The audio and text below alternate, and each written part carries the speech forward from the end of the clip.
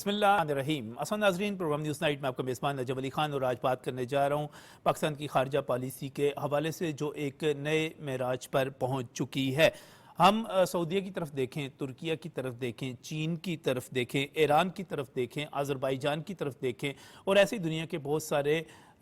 ममालिक की तरफ देखें तो यूँ लगता है कि वो पाकिस्तान का दूसरा घर बन गए हैं। ख़ास तौर पे वज़ीर आज़म पाकिस्तान मोहम्मद शहबाज शरीफ और उसके साथ साथ फील्ड मार्शल मोहम्मद आसिम मुनीर, सैयद आसिम मुनीर जब मिलकर चलते हैं और उसके साथ साथ वज़ीर ख़ारजा इसहाक डार जिस तरह राब्ते करते हैं उसके नतीजे में फ़ासले कम होने लगते हैं। वो दूरियां, वो तलखियां, वो आपस में बदगुमानियां जो कि शायद अशरों से मौजूद थी वो बहुत सारी जगहों पर ख़त्म हो रही हैं। इसमें सबसे बड़ी मिसाल आप बांग्लादेश के इनकलाब के बाद भी देख सकते हैं। आज जो कुछ हुआ वो आपने सारा दिन पाकिस्तान टेलीविज़न की स्क्रीन्स पर ज़रूर देखा होगा। वज़ीर आज़म मोहम्मद शहबाज शरीफ सरकारी दौरे पर मोहम्मद बिन सलमान की दावत पर सऊदी अरब पहुँचे और यकीनी तौर पर ये दौरा एक ऐसा दौरा था जिसकी दावत शाही तौर पर, सरकारी तौर पर जब दी गई थी तो रियाज पहुंचने से पहले अभी वो फ़िज़ा में ही थे, सऊदीया पहुंचे ही थे। तो आप स्क्रीन पर ये मनाजिर देख रहे हैं कि सऊदी फ़ज़ाइया के F-15 लड़ाका तैयारों ने किस तरह वज़ीर आज़म पाकिस्तान के तैयारे को अपने हिसार में ले लिया। उसके बाद वज़ीर आज़म शहबाज शरीफ खुद जो है जहाज़ के रेडियो पर गए और वहाँ पर अरबी ज़बान में न सिर्फ उन इस्तकबाल करने वाले पायलटों का और सऊदी फ़ज़ाइया का शुक्रिया अदा किया बल्कि इस मौके पर सऊदी वलीअहद मोहम्मद बिन सलमान के लिए भी ख़ुसूसी पैगाम दिया। इन तैयारों ने ख़ुसूसी तौर पर स्कॉट किया वज़ीर आज़म शहबाज शरीफ और फील्ड मार्शल समेत पाकिस्तान के सरकारी वफ़द के तैयारे को, और जब वो रियाज पहुंचे तो वहाँ पर 21 तोपों की सलामी भी दी गई। चाकू चौबंद फौजी दस्ता भी सलामी के लिए मौजूद था। शहर में पहुंचे तो वहाँ पर सब्ज़ हिलाली परचमों की बहार थी। इसके बाद वज़ीर आज़म मोहम्मद शहबाज शरीफ की वलीअहद मोहम्मद बिन सलमान से शाही दीवान कसरे यमामा में जो मुलाकात हुई उस मौके पर भी आप देख सकते हैं कि बाहमी जो एक मोहब्बत और ताल्लुक़ का जो मंज़र था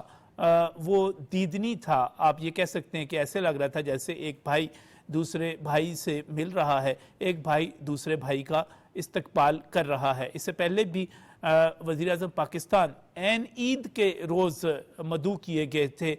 शाही मेहमान के तौर पर, और उस रोज़ मोहम्मद बिन सलमान जो कि सऊदी वलीअहद हैं उन्होंने बाकायदा तौर पर वज़ीर आज़म पाकिस्तान की गाड़ी को ड्राइव करते हुए वो उनको खाने पर लेकर गए थे। ये एक तारीख़ी मौका था। और अब भी जब हम पाकिस्तान और सऊदीया के ताल्लुकात की बात करते हैं और मुख्तलिफ़ आलमी इशूज़ के ऊपर ख़ास तौर पे इज़राइल से लेकर जितने भी मुतराज़ा अमूर हैं उनके ऊपर हम देखते हैं कि पाकिस्तान और सऊदी अरब का मौक़िफ़ एक है। और आप इस दौरे में देख रहे हैं कि पाकिस्तान का एक आला सतही सरकारी वफ़द जिसमें आपको फील्ड मार्शल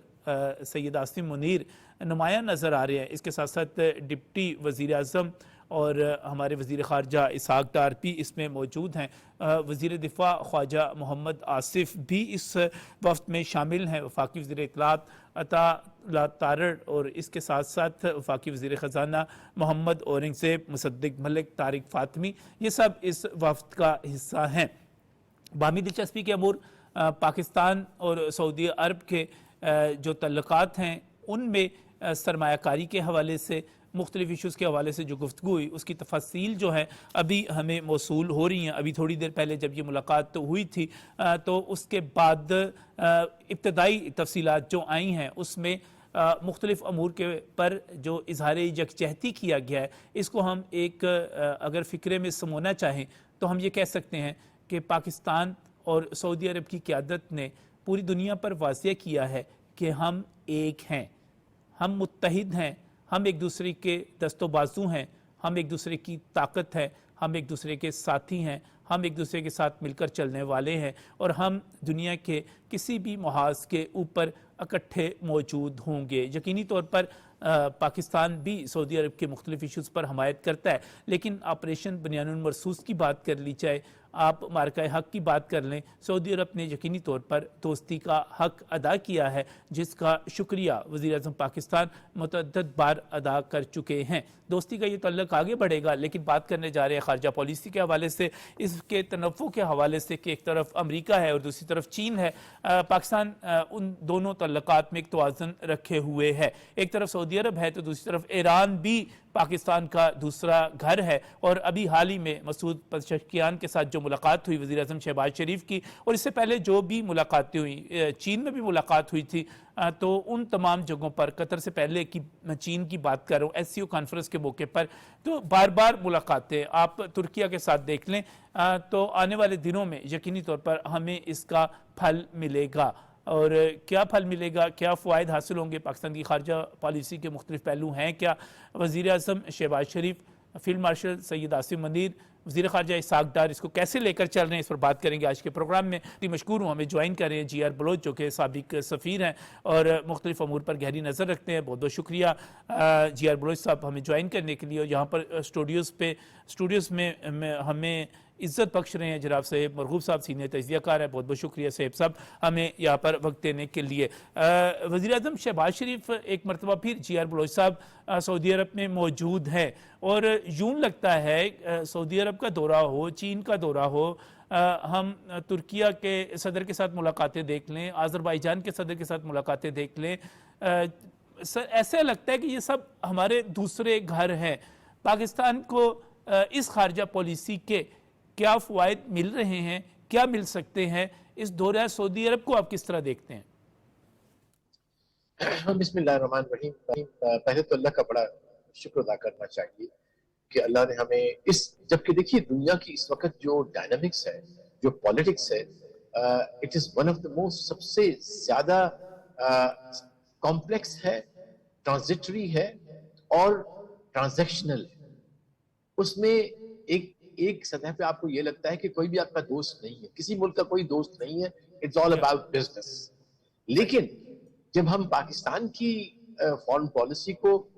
مکمل طور پہ دوربین سے دیکھیں یا خودبین سے دیکھیں، دور سے دیکھیں یا قریب ترین سے دیکھیں، تو اس میں ایک سچائی کا عنصر ہے، ایک اصول کا عنصر ہے، اور ایک وفاداری کا عنصر ہے، اور ایک خلوص کا عنصر ہے۔ اب ان عناصر سے کیا ہوتا ہے کہ آپ کی رسپانس جو آتا ہے، میں کسی حد تک سوچ بھی رہا تھا کہ یہ کیا ہے۔ میں سمجھتا ہوں کہ آج ہماری فارن پالیسی میں وہ جو ہم کہتے ہیں لا آف اٹریکشن، کہ اچھائی کو ڈھونڈتی ہے، اصول کو ڈھونڈتا ہے، سچ کو ڈھونڈتا ہے۔ لہٰذا ہماری چونکہ فارن پالیسی سچائی پہ، اصول پہ اور ایک خلوص پہ مدار ہے، کوئی ڈپلسٹی نہیں ہے، کوئی ٹنگ ٹویسٹنگ نہیں ہے، کوئی بیک جو ہے وہ سٹیبنگ نہیں ہے،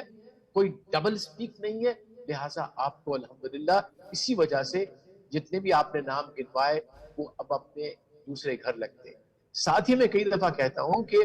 امیجن کریں کہ ایک کنٹری ہے جو چین سے بھی دوستی ہے اس کی، امریکہ سے بھی اچھی بھلی اس کے ساتھ الیک سلیک ہے، سعودی عرب سے بھی ہے، ایران سے بھی ہے، ٹرکی سے بھی ہے۔ یہ کون سی کنٹری ہو سکتی ہے؟ کیا ہو سکتی ہے ایسی؟ یس، اٹ از پاکستان الحمدللہ۔ اور اس میں سمجھتا ہوں کہ کافی ساری چیزیں ہیں، یہ تو تھیوریٹیکل ہے، پریکٹیکلی یہ ہے کہ ہماری سیاسی قیادت، اس کا تدبر، اس کا سوچ، پازیٹیو سوچ، اور پھر ہمارے ساتھ ہی جو ایک نیا عنصر آیا ہے وہ ہے ہماری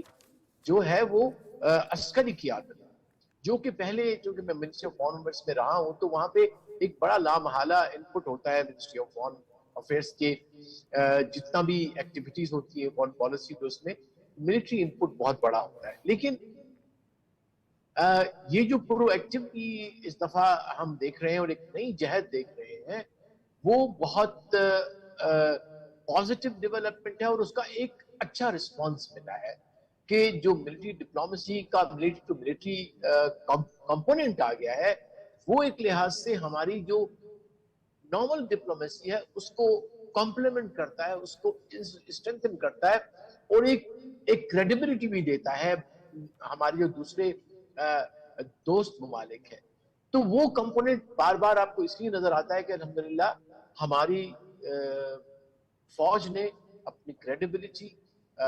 محاذ پہ بھی جو ہے وہ ثابت کی ہے, نیریٹو میں بھی ثابت کی ہے, اور پھر سب سے بڑی بات ہے کہ جس طرح سے وہ دونوں کمپوننٹ جو ہمارے سول اور ملٹری ساتھ مل کے چل رہے ہیں, اس سے ایک بہت ہمارا کریڈیبلٹی کا جو معیار ہے وہ بہت چلا گیا. اور لوگ دیکھتے ہیں, میں آپ کو بتا دوں, ایسے رینڈملی آپ کے رسپانس نہیں آتے فورن پالیسی میں, دے ایویلیویٹ, وہ اپنے ایمبیسڈر سے یہاں سے رپورٹ دیتے ہیں, دنیا سے کھینچتے ہیں. اگر ابھی ہم یاد کریں تو جب قطر میں عرب اسلامی سربراہی کانفرنس ہو رہی تھی تو وہاں پر بھی سعودی ولیعہد محمد بن سلمان کے ساتھ وزیر اعظم شہباز شریف کی ملاقات ہوئی. اب بلوچ صاحب, بڑی دلچسپ بات ہے کہ اگر اس کو آپ فارمیلٹی میں دیکھتے تو پھر اس دورے کی کوئی ضرورت نہیں تھی, ملاقات تو ہو چکی تھی, اور جو گفتگو ہونی تھی وہ بھی وہاں پر قطر میں جو ملاقات ہوئی وہاں پر ہو چکی تھی, اگر کوئی چیزیں آپس میں ڈسکس کرنا تھی وہ بھی ہو چکی تھی. لیکن اس ملاقات کے بعد ایک ایسا دعوت نامہ آنا اور اس دعوت نامے پہ عمل ہونا, ایک بڑا سرکاری وفد جو ہے پورے کا پورا وزراء کے ساتھ پہنچنا اور بڑا زبردست پروٹوکول ملنا, اس کا مطلب کیا ہوا کہ نہیں, تشنگی تھی, ہم پھر ملنا چاہتے تھے, ہم پھر بات کرنا چاہتے تھے. جی کوئی شک نہیں اس میں کہ اس وقت چونکہ غیر معمولی چیلنج سے جو ہے وہ ہماری اسلامک امہ جو ہے وہ دوچار ہے, اور اس کا تعلق اس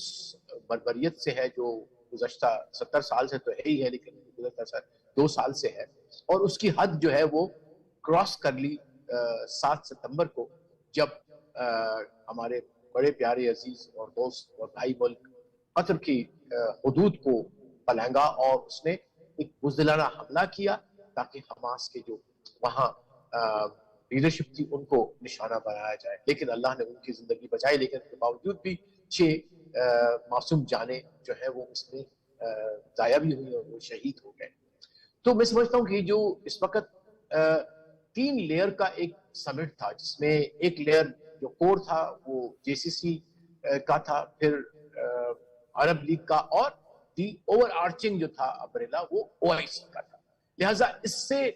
بڑا سمٹ میں سمجھتا ہوں, مجھے یاد نہیں پڑ رہا گزشتہ سالوں میں ہوا ہے, اور جس تیزی سے ہوا ہے یہ اس چیز کی اہمیت, اس کی سیلینس کو دیکھتا ہے. اب اس سیلینس کے بعد آگے بڑھتے ہیں کہ کون سے وہ ملک ہیں ڈیسائیسو جو کہ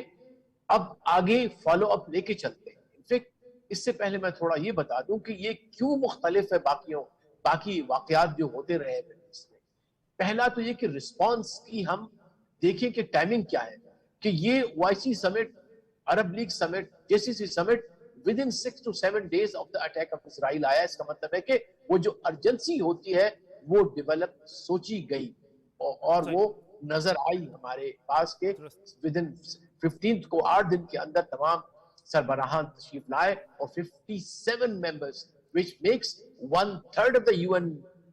UN membership. It is 1/4 of the world population, 2 billion Muslims were represented in that اس سمٹ کے اندر. تو یہ بڑا غیر معمولی واقعہ ہے جس کو پاکستان کا,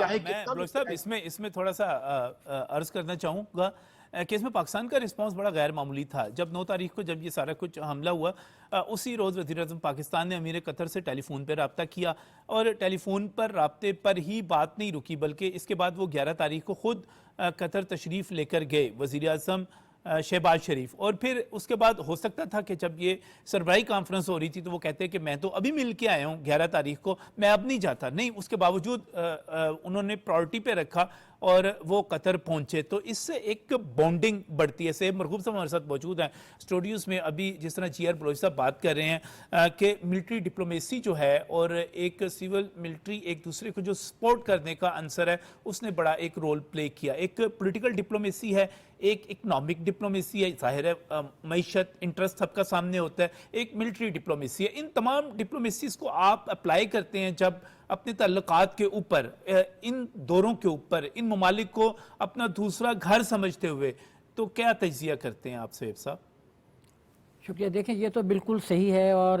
ایون امریکہ میں بھی ایسا ہی ہے کہ پینٹاگون وہاں کی فورن پالیسی کو شیپ کر رہا ہوتا ہے، اور ان کا جو ٹریجری ڈپارٹمنٹ ہے وہ بھی بعض اوقات پریسلر امینڈمنٹ میں اسی لیے مزید امینڈمنٹ آ گئی تھی کیونکہ ایگریکلچر ڈپارٹمنٹ نے کہا تھا کہ ہماری کنک نہیں بک رہی ہے تو پاکستان کے ساتھ تعلقات کو ٹھیک کرو۔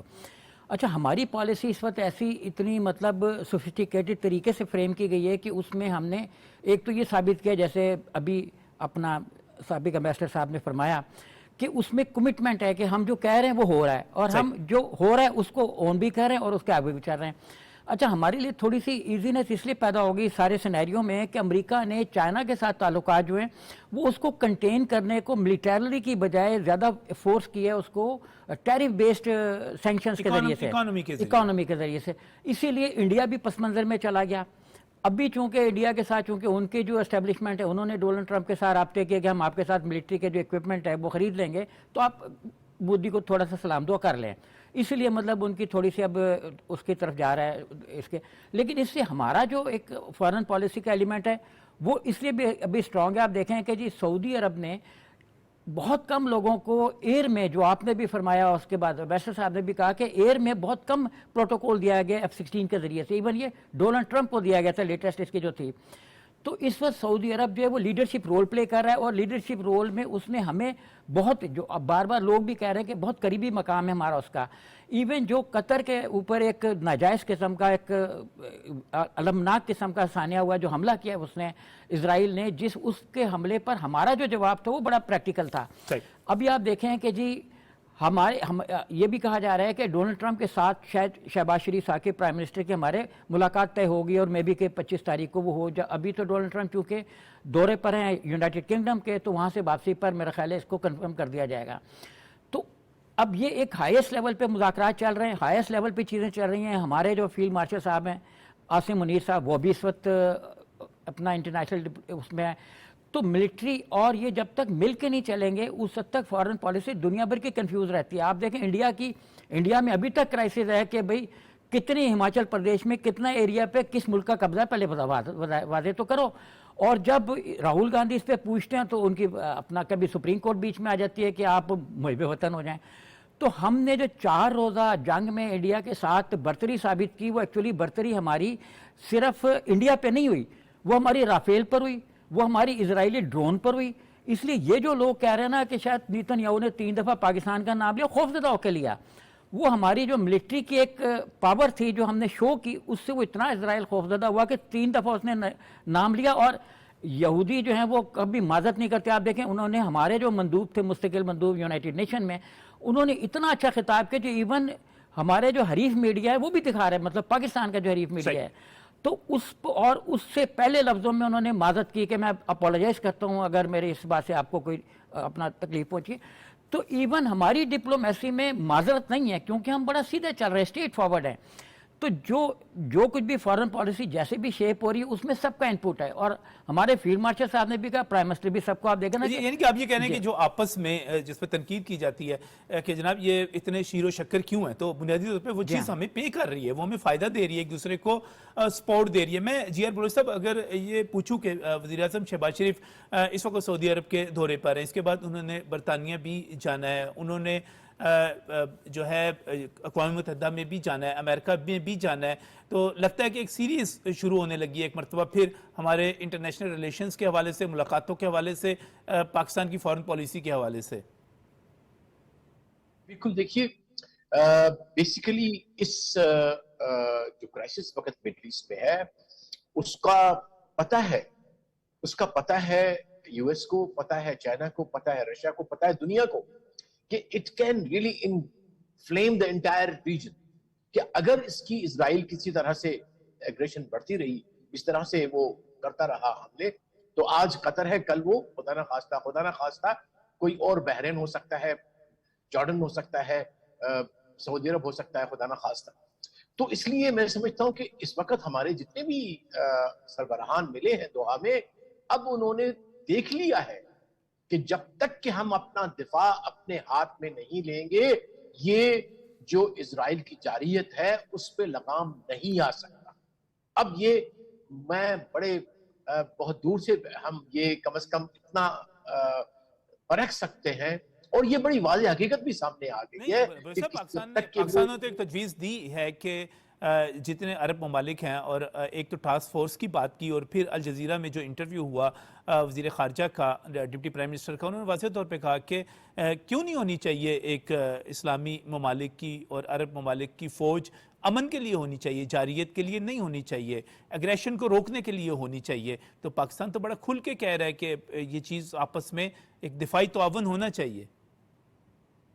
اس لیے کہ دیکھیے آج کا دور جو ہے وہ بیلنس آف پاور کا ہے. اس وقت جو بیلنس آف پاور ریجن کا گلف میں ہے وہ مکمل طور پہ اسرائیل کے فیور میں. ایک تو یہ اس کے پاس اپنی ٹیکنالوجی ہے، اور پھر وہ سپورٹڈ ہے بائی دا یو ایس کے جو ایسیٹس ہیں اس کے اندر ہے، وہ ہمیں سب کو پتا ہے، plus some other western countries جو اس کو سپورٹ کرتی ہیں. اب اس کو روکنے کے لیے اور امن کا جو ہے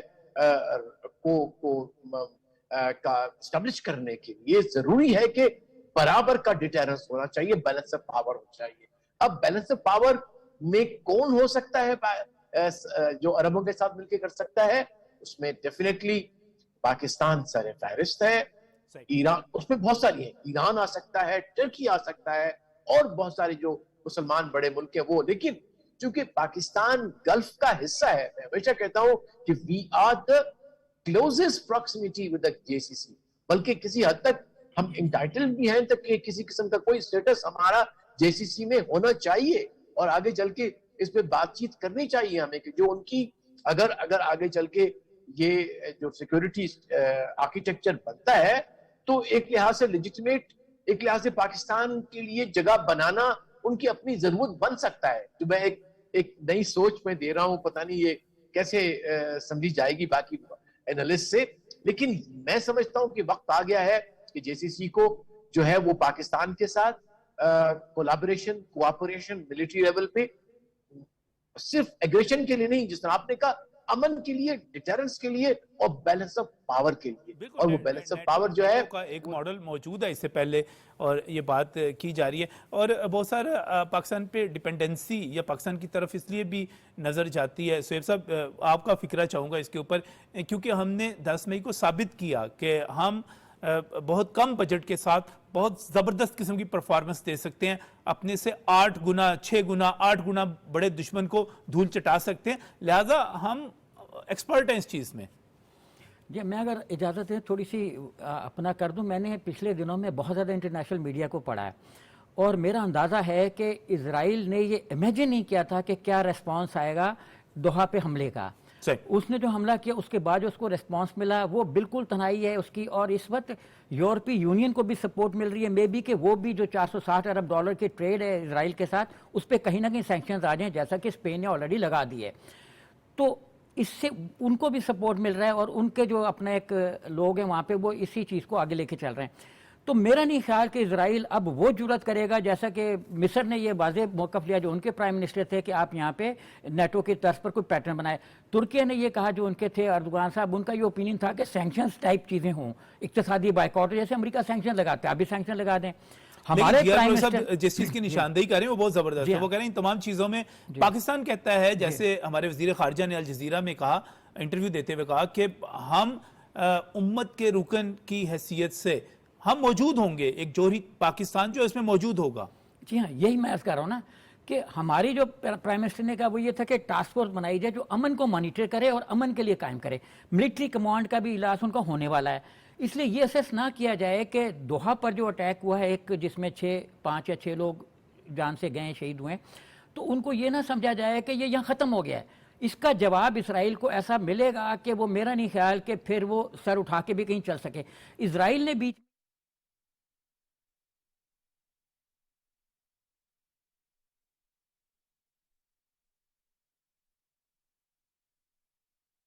اللہ اکبر اللہ اکبر اللہ اکبر اللہ اکبر اشہد ان لا الہ الا اللہ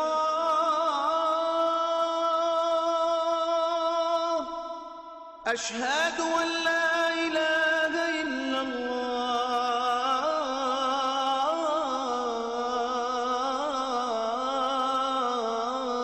الله أشهد أن محمد رسول الله أشهد أن محمد رسول الله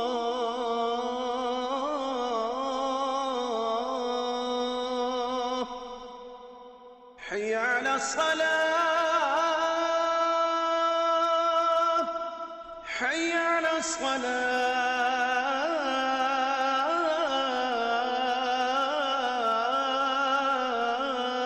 الصلاة حي على الفلاح حي على الفلاح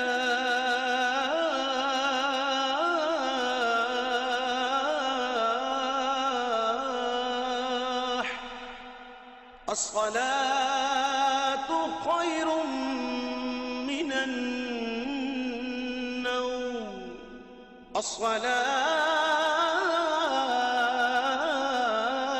الصلاة خير من النوم الله أكبر الله أكبر لا إله إلا الله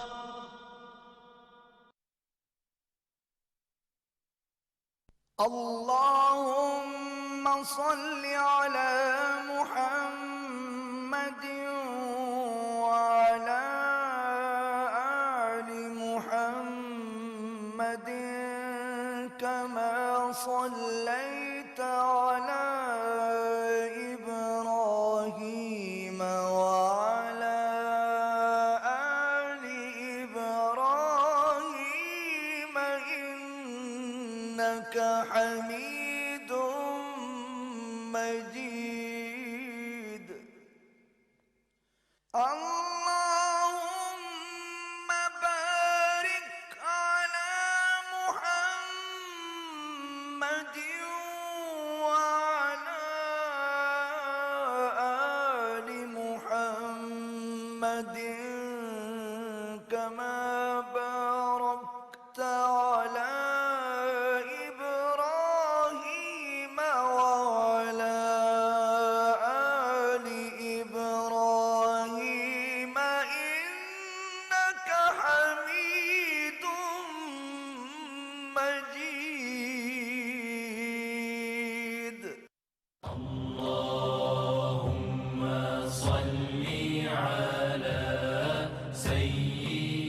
حضرت عبداللہ بن عمر رضی اللہ تعالیٰ عنہ سے روایت ہے کہ نبی کریم صلی اللہ علیہ وسلم نے فرمایا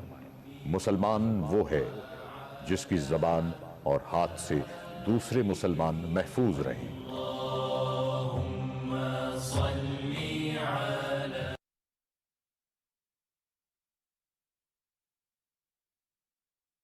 کیونکہ 1970s میں جو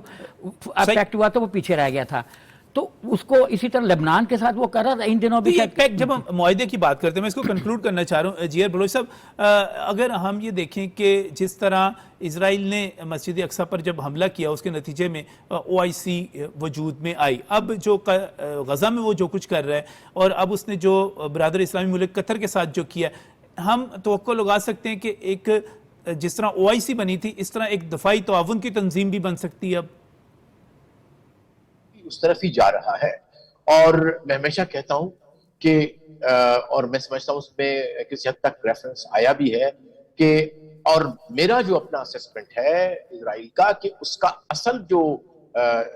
نشانہ ہے وہ بیت المقدس ہے، خدا نخواستہ وہی ہے جس کو اس نے تصویر بھی بنائی ہے نتنیاہو نے، اس نے کہا بھی ہے ٹرکش پرائم منسٹر کو ایڈریس کر کے کہ یہ ہمارا شہر ہے، آپ اس کو ڈیوائڈ نہیں کر سکتے، اور اسے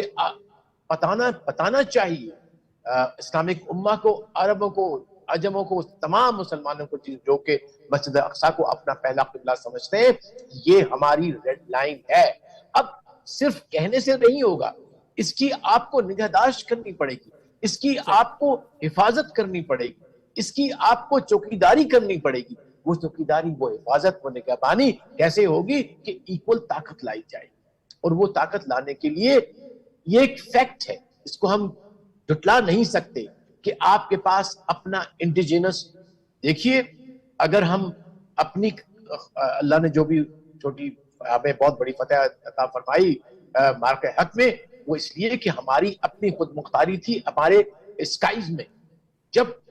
आपकी स्पेस, आपकी स्काइज में आपकी सोवरेनिटी होएगी जो कि वायलेट नहीं हो सकेगी, तभी आप कामयाब होंगे। तो मैं समझता हूं कि वक्त आ गया है कि मुसलमान जो है वो एक क्रेसेंट शील्ड बनाए अपनी पूरे मुल्कों की। और पाकिस्तान गल्फ वाले बिल्कुल अपनी जियार बनाए। बलोच साहब, आप बिल्कुल दुरुस्त तजवीज़ दे रहे हैं और वज़ीर-ए-आज़म पाकिस्तान इस हवाले से बार बार कह चुके हैं। बहुत बहुत शुक्रिया हमें ज्वाइन करने के लिए इस अहम तरीन मौजू को पर। और मैं इसको सिर्फ कंक्लूड इसी तौर पर करूँगा कि जब आप वज़ीर-ए-आज़म शहबाज शरीफ को वहाँ पर देखते हैं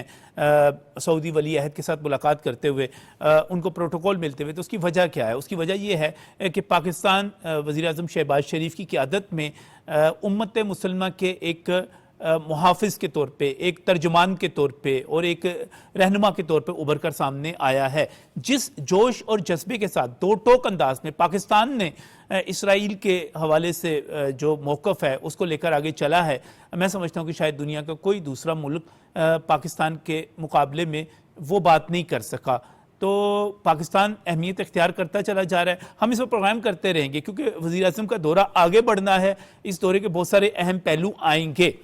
मैं बात करूंगा अब कुछ अपने पाकिस्तान के हवाले से, और पाकिस्तान में इस वक्त सैलाब है। बहुत दिनों से हम इस पर बात कर रहे हैं कि सैलाब ने बहुत सारी, पहले खैबर पख्तूनख्वा में आपने देखा कि किस तरह वहाँ पर क्लाउड ब्रस्ट हुआ, और उस सैलाब के बाद ये जो अगला मरहला पंजाब के अंदर आया और पंजाब में जिस तरह इस सैलाब ने तबाही मचाई वो भी आपके सामने है। वज़ीर आला पंजाब मरीम नवाज़ के मुताबिक ये सैलाब जो है इस वक्त आप ये कह सकते हैं कि पाकिस्तान की तारीख़ का सबसे बड़ा सैलाब है, और इसने इस वक्त तकरीबन 25 लाख अफराद जो हैं उनको मुतासिर किया है। जब हम अपने लोगों को देखते हैं,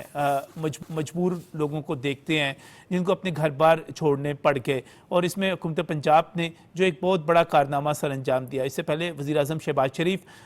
दौरे पर तशरीफ़ लाए, उन्होंने इंतज़ामात को देखा, फिर वज़ीर आला पंजाब मरीम नवाज़ ने आप ये कहें कि बिला तकान और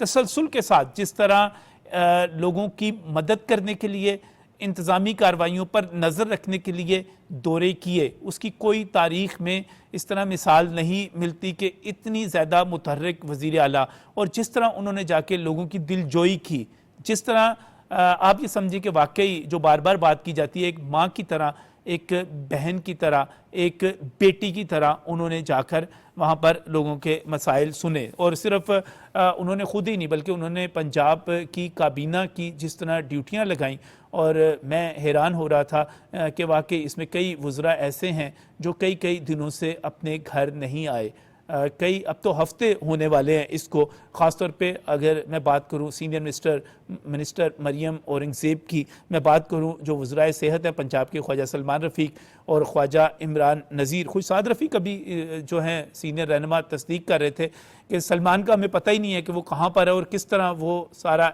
मुतहर्रिक है, वो घर ही नहीं आ रहे। इसी तरह राना सिकंदर हयात जो कि पंजाब के वज़ीर तालीम हैं, काज़िम पीरज़ादा देख लीजिए, बाकी लोगों को देख लीजिए, वो जिस तरह फील्ड में मौजूद है और जिस तरह काम कर रहे हैं। मैं अब जो असल चीज़ ये है कि अब जो इंतज़ामात किए जा रहे हैं, जिस तरह के मुतासरा ख़ानदानों को खाना दिया जा रहा है, अद्वियात की फराहमी की जा रही है, मवेशियों को चारा दिया जा रहा है, सर छुपाने के लिए टेंट दिए जा रहे हैं, और लोगों को उम्मीद दी जा रही है कि आपकी हुकूमत आपके साथ मौजूद है। ख़ास तौर पे मैं अभी आपको ले जाना चाह रहा हूँ, एक इलाका है अलीपुर जो बहुत ही मशहूर हुआ, जहाँ पर बदतरीन सैलाब, बदतरीन तबाही हुई। जलालपुर पीरवाला के साथ साथ अलीपुर का नाम बहुत ज़्यादा आया।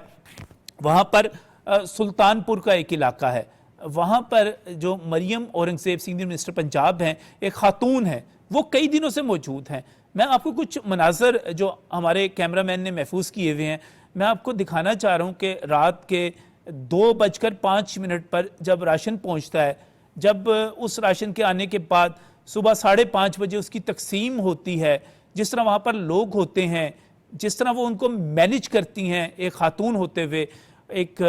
ظاہر ہے حکومت کا نمائندہ ہوتے ہوئے, اور جس طرح لوگوں کا رسپانس ہے, اور جس طرح مریم نواز پہ لوگ واری صدقے ہو رہے ہیں, اور جس طرح مریم اورنگزیب جو ہیں اپنے لوگوں میں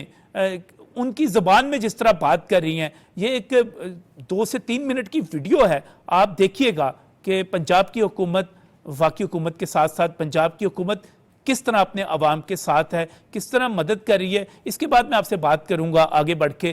کہ آگے امکانات کیا ہیں, ہونا کیا چاہیے. سارے 2000 لوگوں کو 2000 10,000 کا راشن ہے, 10,000 کا. سارے تسلی رکھو, مریم نواز شریف باقی وزیر اعلیٰ آپ سے اسے سارے کو ایک کو راشن مل سی,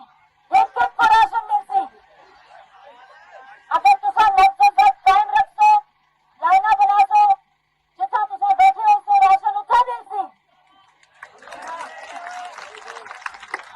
سب لوگ سب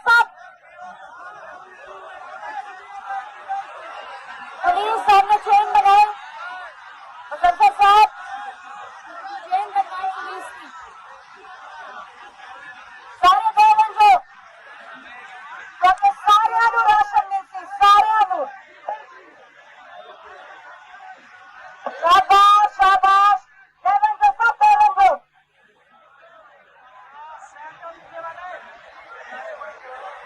اچھا سارے بیٹھو پہلے بیٹھو. گورنمنٹ کو سارے گورنمنٹ کو روشنی ختم ہو گئی سی, رات میں سارے کی راشن دینا. چلو سارے گورنمنٹ کو پوچھو تو سبھی گورنمنٹ کو سارے گورنمنٹ کو پہلے گورنمنٹ کو سارے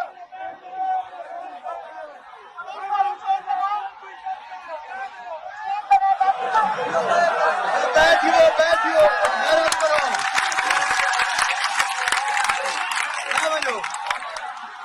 ہیلو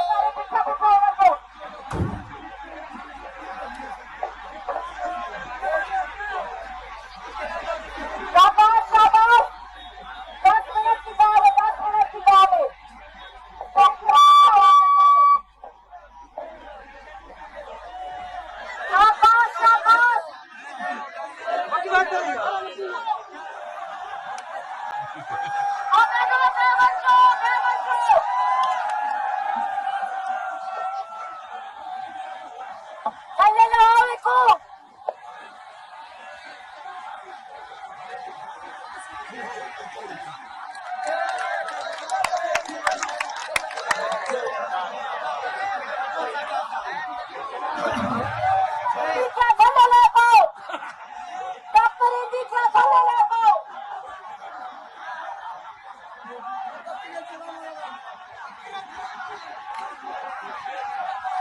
شاباش شاباش.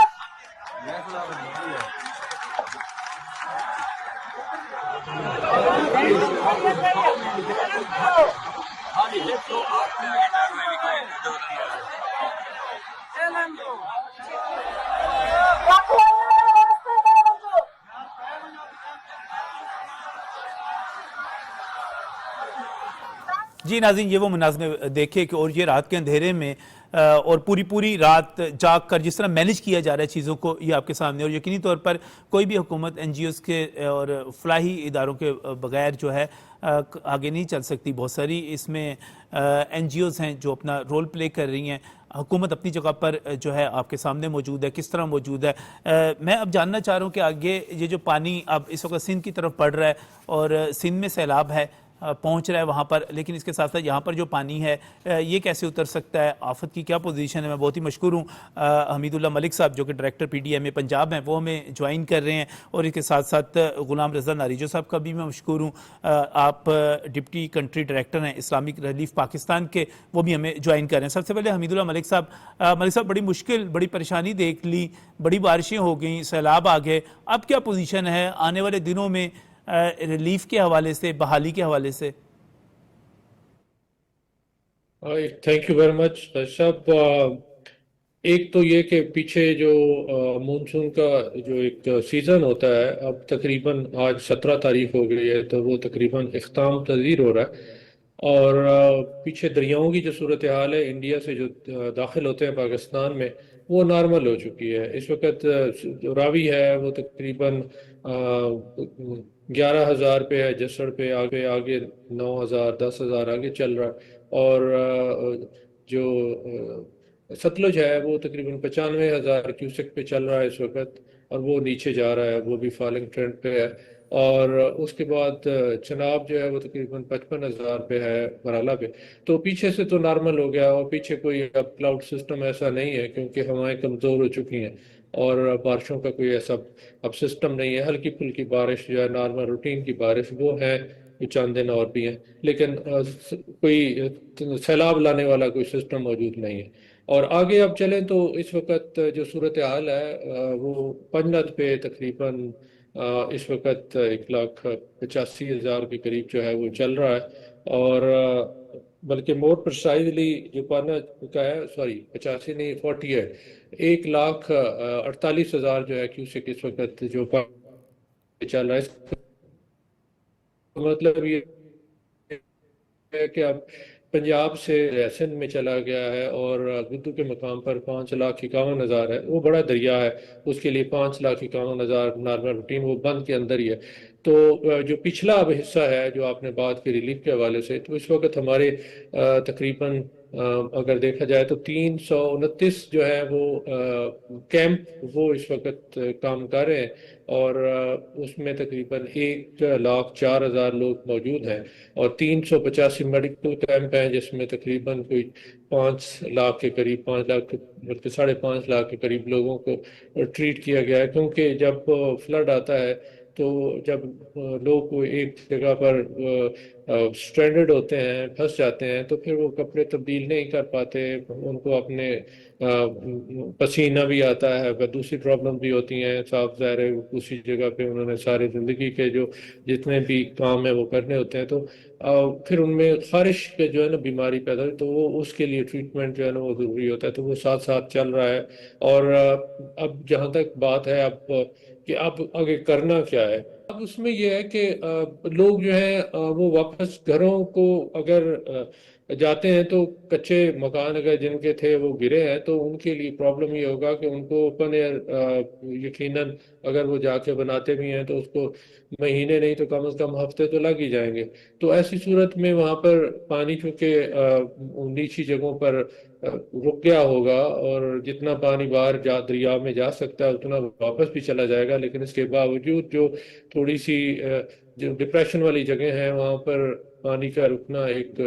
نارمل سی بات ہے. اس میں پھر ڈینگی کا آنا یہ بھی یقینی ہے. تو اس لیے خاص طور پر ان دنوں میں یہ ڈینگی کا جو مچھر ہے وہ بھی کامن ہو چکا ہے، ہر طرف پنجاب میں ہوتا ہے تقریباً. تو اس سے ذرا محفوظ رہیں. جو پی ڈی ایم اے کی طرف سے تقریباً ہر جگہ پر جو ماسکیٹو نیٹس ہیں وہ مچھردانیاں جو جس کو کہتے ہیں تو وہ پہنچا دی گئی ہیں اپنے، تو وہاں پر وہ استعمال کریں. دوسرے طور پر اگر ممکن ہے تو کچھ دن اور وہاں انتظام چارے کا بھی انتظام ہے، تو وہاں کچھ دن ٹھہر کے تو مت جا کر کام کر لے. بچے وغیرہ جو ادھر ہیں، اگر عورتیں ہیں بچے ہیں تو وہ اگر کچھ دن ٹھہر کے اپنا جو بھی انہوں نے کام کرنا ہے تو وہاں سے بھی کر سکتے ہیں. اور اگر واپس جانا ہے تو ایک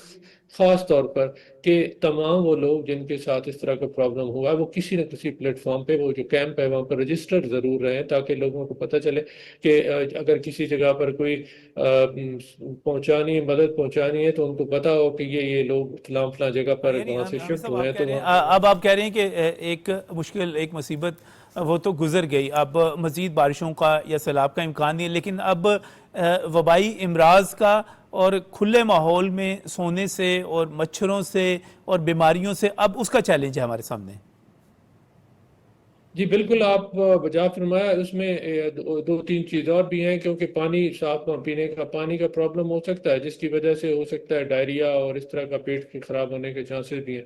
واٹر مان ڈیزیزز بھی ہو سکتے ہیں. تو ایسی صورت میں مختلف جو کیمپس ہیں اور جو ہیلتھ کے سینٹرز ہیں وہاں پر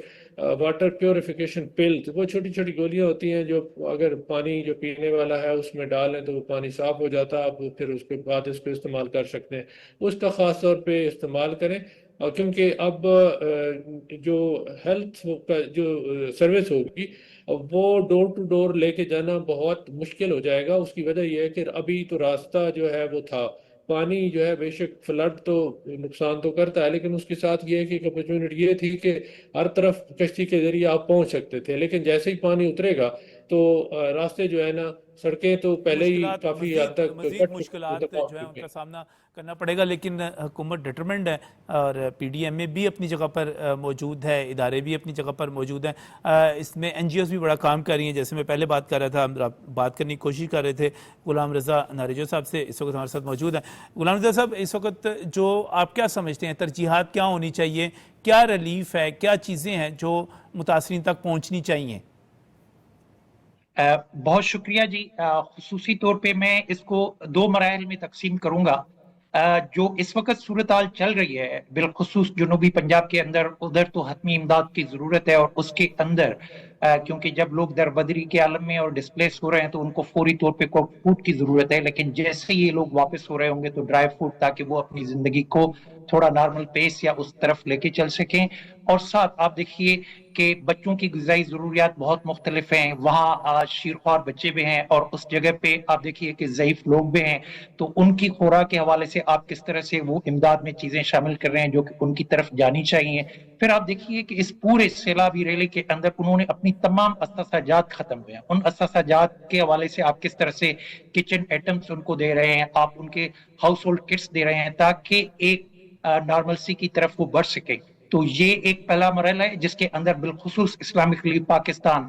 نارووال اور قصور سے کام شروع کرتے ہوئے اس وقت اپنی پوری توانائی مرکوز کی ہوئی ہے، اور اس وقت ضلعی انتظامیہ کے ساتھ شانہ بشانہ ہم کام کر رہے ہیں، مظفر گڑھ کے اندر، بھاولپور کے اندر، ملتان کے اندر، راجن پور کے اندر. اور ہم نے کوشش کی ہے کیونکہ لوگوں کے گھر تقریباً متاثر ہو چکے ہیں، اور جس وقت وہ کیمپس کے اندر تھے تو کیمپس کے اندر ہم نے حد الوسع کوشش کی کہ ان کے کھانے کی ضروریات اور ان تمام طبقے زندگی کے کھانے کی ضروریات کس طرح سے پوری کی جائیں، اور جب وہ واپس ہو رہے ہیں تو ان کے تمام وہ بلانگنگز جو متاثر ہوئے ہیں وہ ان کو کٹس کی صورت میں کیسے دی جائے. اور میں خصوصاً ذکر کرتا ہوا چلوں کہ ان میں خصوصاً خواتین کے حوالے سے جو مخصوص ضروریات ہیں ہم نے اس کے اوپر بہت نظر مرکوز رکھی ہے کہ وہ متاثر نہ ہو پائیں، اور بیک وقت ایسے بیمار افراد. اور آگے آپ کو پتہ ہے کہ جیسے ہی پانی کم ہو رہا ہوگا تو ملیریا اور ڈینگی کے خطرات ہیں، تو اس کے حوالے سے ہم نے کوشش کی ہے کہ ضلعی انتظامیہ سے مل کے کیسے وہ اقدامات کیے جائیں جس طرح سے اس بیماریوں کو آؤٹ بریک یا اس کے پھیلاؤ سے روک تھام کا عمل کیا جا سکے. پھر 2-3 ہفتوں کے بعد یہ یکسر صورتحال تبدیل ہو رہی ہوگی، اور اس میں پھر جائزہ لیا جائے گا کہ گھر کتنے منہدم ہوئے. خصوصاً جب پنجاب کی بات ہوتی ہے تو جس کا مطلب ہے کہ ہم پورے پاکستان کے 60% غذائی ضروریات یا خوراک کی ضروریات کی بات کر رہے ہیں، اور اس وقت پورے پنجاب میں چاولوں کی فصل تو متاثر ہوئی، کپاس کی فصل متاثر ہوئی، مکئی کی فصل متاثر ہوئی، بہت سبزیاں متاثر ہوئی. تو جب ہم دیکھ رہے ہیں تو ہم ان کی بحالی کے اندر صرف گھروں کو نہیں دیکھ رہے، ہم ان کی پوری زراعت کی بحالی کے حوالے سے دیکھ رہے ہیں کہ کس طرح سے حکومت کے ساتھ شانہ بشانہ کام کیا جا سکے، اور اس کے بہت کام کرنے کی ضرورت ہے. پھر انہوں نے لوکل انفراسٹرکچر بہت زیادہ متاثر ہوا ہے، اس کے اوپر کام کیسے کیا جا سکے، اور واٹر اینڈ سینیٹیشن فیسلٹیز مکمل طور پہ متاثر ہو چکے ہیں، اور پانی جب یہ واپس ہو رہے ہوں گے تو ان کو پانی صاف میسر نہیں ہوگا. اس کے حوالے سے حتمی طور پہ ان کی ضروریات کیسے پوری کی جا سکتی ہیں، اور آگے چل کے ان کی تمام اسکیمز بحال کرنے کے لیے کس طرح سے ایک جامع منصوبہ جات طے کیے جا سکتے ہیں. میں بہت مشکور ہوں ضلعی انتظامیہ کا، صوبائی حکومت کا، کہ انہوں نے جس طرح سے پورے ہیومینیٹیرین سیکٹر کے ساتھ تعاون کیا ہے، اور فل انہوں نے NOCs دے کے ایک راہ ہموار کی ہے کہ ہم ان کے ساتھ مل کے کام کر سکیں. میں ان کو خراج تحسین پیش کرتا ہوں. اور بالخصوص آخر ایک میں آپ کو ذکر کرتا چلوں کہ جس طرح سے پنجاب میں ہیومن لاسز کو یا انسانی جانوں کے لحاظ سے محفوظ کیا گیا ہے، اور فوری طور پہ ریسکیو اور سرچ آپریشن 1122 کے ذریعے کی گئی ہے، یہ بھی بہت قابل تحسین عمل ہے کہ اتنے بڑے پیمانے پہ جو ریسکیو اور آپریشن مشین چلی ہے ان تمام دنوں کے دوران، اور ضلعی انتظامیہ اور صوبائی انتظامیہ میں کارۂ نمایاں سر انجام دیا ہے. تو میں اس کا ذکر ضرور کروں گا. جی بہت بہت شکریہ غلام رضا اپڈیٹ کرنے کے لیے. اور واقعی جس آپ اس پر گہری نظر رکھے ہوئے ہیں اور آگے کا لائحہ عمل بھی آپ بتا رہے ہیں. میں حمید اللہ ملک صاحب کا بھی مشکور ہوں، انہوں نے بتایا کہ اب بارشیں نہیں ہوں گی، لیکن آگے جو آنے والے چیلنجز ہیں ان کے بارے میں بھی بتایا. میں اپنے مہمانوں کا شکریہ ادا کرتا ہوں. اور ناظرین، آخر میں آپ کو لے کر جانا چاہ رہا ہوں ایک مرتبہ پھر حکومت کی ان کوششوں کی طرف جو کہ وفاقی سطح پر اور صوبائی سطح پر اس وقت کی جا رہی ہیں. مختلف NGOs بھی حکومت کے ساتھ کام کر رہی ہیں اور اس کام کو آپ یہ دیکھیے کہ وزیر اعظم پاکستان چاہے بیجنگ میں ہوں یا وہ بیرون ملک ہوں وہ نامزدگان کے حوالے سے میٹنگز کر رہے ہیں. وزیر اعلیٰ پنجاب جہاں پر موجود ہیں وہ اس حوالے سے مکمل ہر روز دورے کر رہی ہیں. وزیر اعلیٰ سندھ مراد علی شاہ جو ہیں وہ تیار ہیں, ان کی انتظامیہ تیار ہے. صرف ہم نے کرنا یہ ہے کہ پورے خلوص کے ساتھ, پورے لگن کے ساتھ, پورے درد دل کے ساتھ ان کی بحالی کے لیے کام کریں. اللہ کرے کہ جن بیماریوں کی بات کی جا رہی ہے, چیلنجز کی بات کی جا رہی ہے, ہم ان سے بھی اچھی طرح عہدہ برا ہو سکیں. آج اتنا ہی, اجازت دیجیے, اللہ حافظ.